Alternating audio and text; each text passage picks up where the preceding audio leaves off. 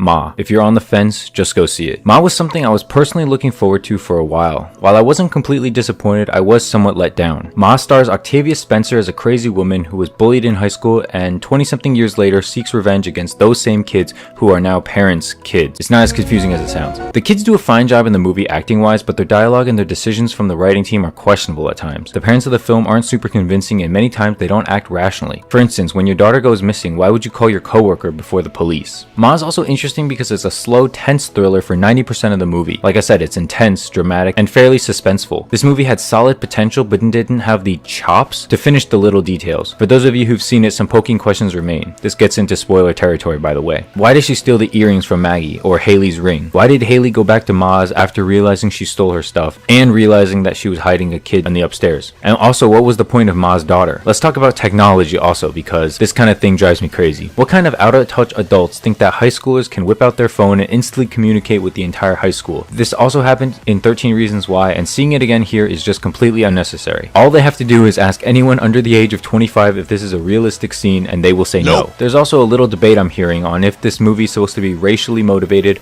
but personally I think it's a bit of a stretch. If you've seen the movie, I'd like to hear your thoughts on that. There was potential, I want to reiterate. However, I also think that the trailer reveals too much. It's one of those trailers that reveal the essential plot of the film, but seeing that, I thought that there would be a large twist to offset the predictability, and I was incorrect. As far as pros go, Octavia Spencer performed very well, giving a very nice performance, very believable as a crazy woman. The film also does a very good job of building suspense throughout. And lastly, it evokes some gruesome emotion, especially near the end, if for those of you who have seen it. As far as cons go, the ending does feel a bit rushed and escalates very quickly out of nowhere. Younger character actors like Maggie's friends don't perform super well in the film, and like I said, there are many plot holes and previously emphasized topics that never seem to resurface. I don't hate the movie, I don't love it. I'm going to give it a 5.7 out of 10, but it had the potential to be an 8. When it comes to horror movies, I think it's slightly above average. Comment below what you think.